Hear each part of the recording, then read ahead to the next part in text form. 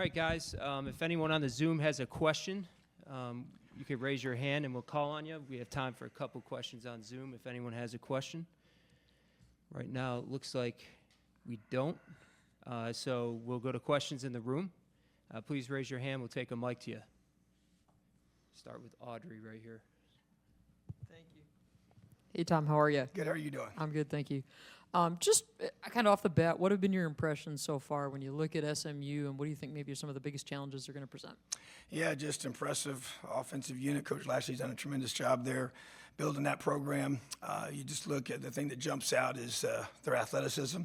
At receiver, the tight end position is very solid. The running back, he's a converted wide receiver, so those challenges that he creates with that and the way they're able to do that schematically has been impressive. And I think the quarterback, he really makes him go. And the Jennings kid he's impressive, and he's young, but he's extremely live arm. In terms of a dual threat quarterback, that's what he truly is. He can run it, he can throw it, but his ability to create is really what sticks out to me. When things maybe don't go as they're supposed to, he's really dangerous, and he forces you to have to be extremely disciplined in those areas of being able to prevent those types of plays. But talented football team, one of the top offenses in the country, and so definitely a huge challenge for us and a great opportunity. In the front, Bob. Hey, Tom, how are you doing? Good. How are you? I'm good. I wanted to ask you a little bit of a bigger picture question. The adjustment you had to make early in the season going up into the booth, and now working with Dan Connor closely to get everything kind of situated, the calls in. How has that relationship gone with Dan? How do you think it's gone for you, and how big of an adjustment was it? Because I believe you had been on the field yes. most of the time. So how'd that go for you? Yeah, it was an adjustment without question. I think it was a good adjustment, good change. And, Dan and I obviously work very, very closely together. He's a tremendous coach and a great communicator with our players. And that was important, I think, to keep him communicating with them with the mic.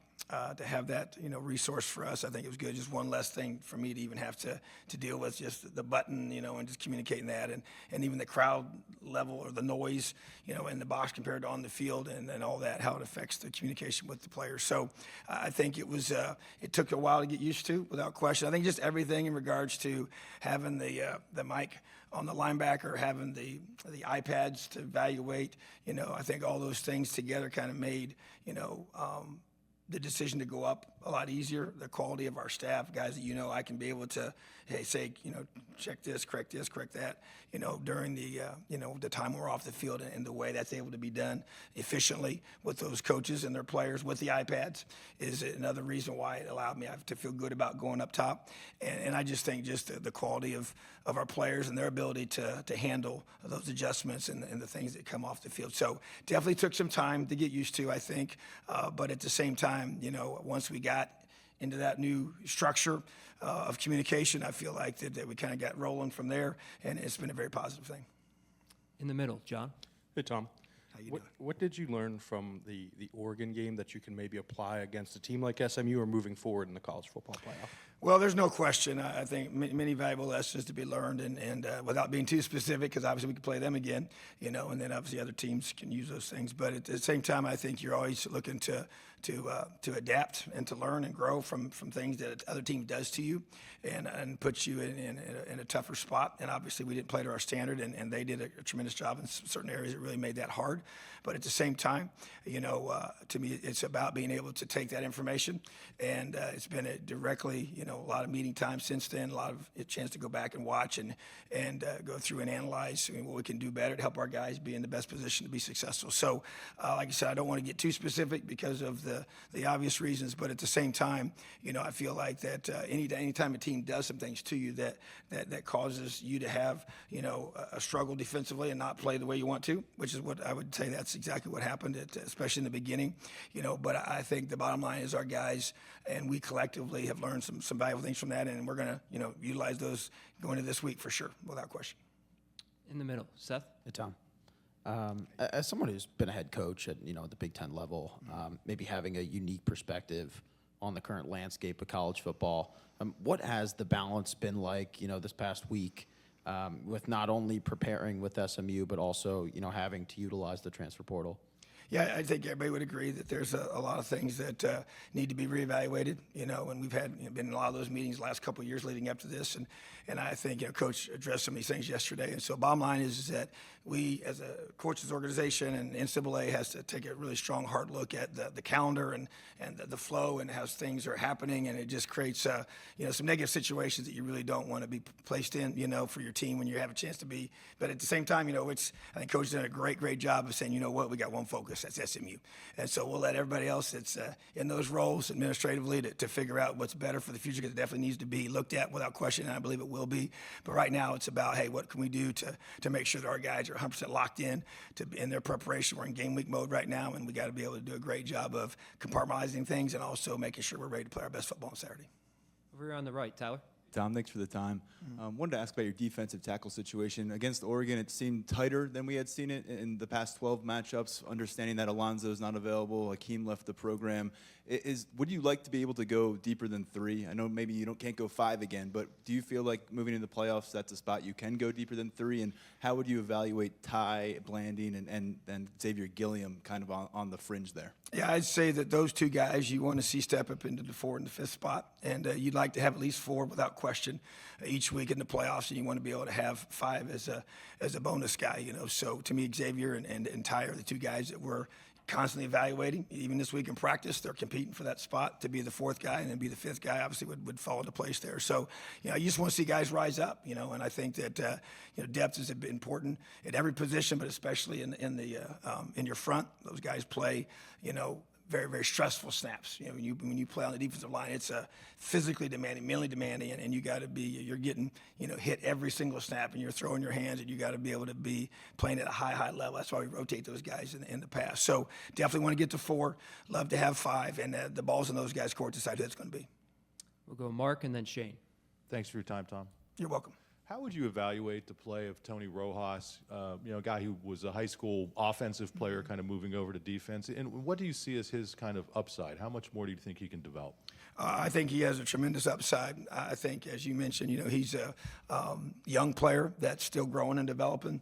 He's got tremendous speed and athleticism and length for the position, and you've seen the flashes of it when it really, really shows at a high level. And I expect him even these next 4 weeks to continue to grow and develop and be very important for his future as well. So, and I think a lot of it is just confidence as a part of it as a player, as you learn, what's in the system, and you learn to grow. Because as a backer, you got to not just play well, you got to communicate. You got to take on the ownership of making sure everybody around you plays well and is in position to make plays. So Tony's the guy to me that his best football is still in front of him and ahead of him. He's got a tremendous attitude. He works extremely hard.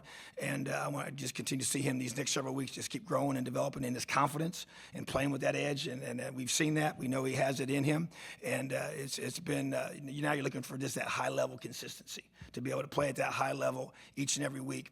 That's what I expect from him. That's what I expect from our backers, and to me, he's a guy that's got a bright future. Let's go in the back middle, Shane. Hey, Coach. How you doing? Doing well. How are you? Great. With 2 guys that you got from the transfer portal, A.J. Harris, Jaylen Kimber, coming from the SEC, talk about the impact those guys have had on your defense in the secondary, especially getting as far as you have this season. Yeah, they've been huge. I think about Jaylen Kimber's just poise. I mean, he just doesn't get phased. He's experienced. He's been, playing this game for a long time, and that's what stuck out to us when we took him, and it's proven to be true. And he's actually been just a tremendous young man in our program. Love what he brings every day. So consistent in his approach to practice, and his play's been that way as well. So you can take a guy like that, and sometimes you take a guy in the portal, you don't always know how they're going to fit into your system, how they're going to play once you get him here. And he's been tremendous for us, and I expect him to be a major part of everything as we finish off this season. So and then AJ to me is a young guy. As you kind of have 2 different extremes there, and was 1 year at Georgia and coming here and has a tremendous amount of talent. And I think you kind of even go back and you say consistency is the thing you want to see. And he probably played his best game of the whole season, against Oregon, and so I just felt like that he's got toughness, he's got athleticism, he can cover, and he can do a lot of things that we want our guys to do. So they've been two tremendous additions to our program, and that's what you want to be able to do with utilizing, in my mind, the portal is a chance to be able to maybe fill in some gaps based on where you have maybe some early departures at a position to be able to meet those needs and with that type of player.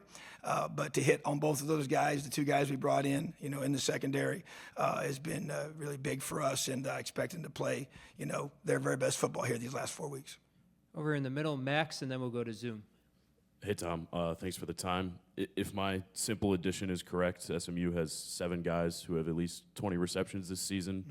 Is it more challenging to prepare for a team like that where it's so spread out anybody can hurt you rather than 1 or 2 guys that heading into the scouting report are going to gash you all day? Yeah, I would think that, there's always strength in numbers. And I think it's no different in that, example. And anytime you have more guys that you feel can make plays, for you as an offense, and then obviously we as a defense, more guys we have to defend and take away, So, but the bottom line is that they do have a very talented football team, and they do have many weapons that they can get the ball to. So it forces you to be able to say, hey, man, everybody's got to do his job, which is what you obviously say from the beginning, but it's really more valuable when you say, hey, sometimes you say, if we take this guy away, we're going to be able to do this and that. And so to me, we have to be sound across the board, and everybody is going to matter who you're matched up with, and so, but they've done a great job recruiting to that position. And like you said, they have many guys that can contribute. So there are obvious strengths when you have the ability to do that, and it puts stress on your defense when they can. So we know that we have a big challenge with our secondary, but we're excited about the challenge. All right, we're going to go to the Zoom screen. Devin Jackson, Philadelphia Inquirer. Hey, Tom, thanks for the time. I wanted to ask about Abdul Carter. You guys have been using him all over the defensive front, as a stand-up over the center, coming off the edge. How important has he been to your defense? And, what is his kind of gravity as a pass rusher? How is that able to create some other opportunities for some other defensive linemen and the blitzing schemes that he's you've been able to? I'm sorry to interrupt you. He's been tremendous for us, and as you see, we'd be able to move him around, and that will continue. And so they'd have to be able to prepare for him, be in different positions and different responsibilities or techniques he's going to be able to use. I believe he's the best defensive player in the country, and he's proven that each week. And so bottom line is that as you get into this game with SMU, it's going to be another opportunity for him to be able to do what he does best, which is disrupt, And so wherever we choose to put him, and obviously it does affect the guys around him when they have to be able to account for him. And as you can talk about, when you have more receivers you have to defend. Well, it's no different, defensively when you have more guys that they have to deal with. They just, choose to focus on him. It's going to free up other guys, and he still does a great job of beating whatever you choose to do to him. So, bottom line is that Abdul Carter is a tremendous football player. He has so much flexibility, which I know that's a big value even for his future, is to be able to play in different positions and be a tremendous one-on-one nightmare for offensive players. And his burst of the ball is as good as I've ever seen, and so just love how hard he practices, love how hard he plays, and excited for him to be able to play his best football here on Saturday. Let's stick to Zoom. Rich Scarcella. Thanks, Greg. Tom, thank you. You're welcome. You mentioned Jennings earlier, but what specific challenges does he bring? What are his strengths, and what are the challenges in facing a mobile quarterback? Well, first of all, when a guy can extend the play, and that's kind of the best way the phrase I think to use, because, he will extend the play. He can hurt you with his legs when he extends the play. But I think when he extends the play, he's looking to throw the football. And those are really probably the most dangerous ones, because sometimes guys, when they say, hey, when he just starts to start running around, we're just going to focus on trying to get him on the ground as a running back. Well, now you still can't just, abort your responsibilities in the pass. And so a lot of explosive plays they've created have been when he's been maneuvering in the pocket and buys time, and they create some separation, whether you're playing man or zone, and finds an open receiver. So, the ability to have that threat is tremendous. And I also think he's very accurate. Sometimes you get guys who are dual guys, and they can be maybe not as accurate a passer, but he's very accurate, especially on the move. And I think that's what sticks out to me that makes him really, really special. And I think he's a special talent. I really do. And the guy I didn't know a lot about before, us playing him, but obviously he's got my full attention without question after studying him here these last, couple weeks. So bottom line is that I think the thing that sticks out is that he's a dual player quarterback that throws it extremely well, has accuracy, has really, really quick release, has good arm strength, so he can throw in tight windows, and also has the ability to beat you with his legs. And they built a whole system around that type of player, and that's what this system is really, when I've gone against it in the past, and when it's at its best is when that guy can do those things. And so he's a guy that creates a lot of challenges for every defense each and every week, and that's why they've had so much success this season. Over here on the right, Daniel. Tom, how would you assess Kobe King's play over the course of this year, especially manning that Mike spot and being the conduit in terms of communication? Yeah, I'm a backers guy, and I'm just such a huge believer that, man, you go as your backers go. And he's had a tremendous season. I mean, the consistency, he's played like an older, mature player is supposed to play. He's a really good tackler. He's way better in space, I think, than most people realize. He has really, really, loose hips. He can sink and bend and rush the passer and just do so many different things. He runs our defense. That's probably a big thing. I know I wasn't here a year ago, but just from being around the guys here, this is something he needed to grow in, was just the ownership of running the defense verbally, and he's taken that on. He's a captain. He's a guy that just has done everything. He's a consistent practice player. He's just done a great job. He works extremely hard. He practices hard. He brings it every single day, and you have to do that. You got it, because you have to live out that standard each and every day. So his play and production is matched up with his preparation, which has been impressive, and I think he's elevated the whole room of linebackers. And so just really proud of him and excited for him to be able to have a tremendous game on Saturday. That's what I expect him to do. And but like you said, you want to play great defense, you got to have great linebackers, and I believe Kobe King's a great linebacker.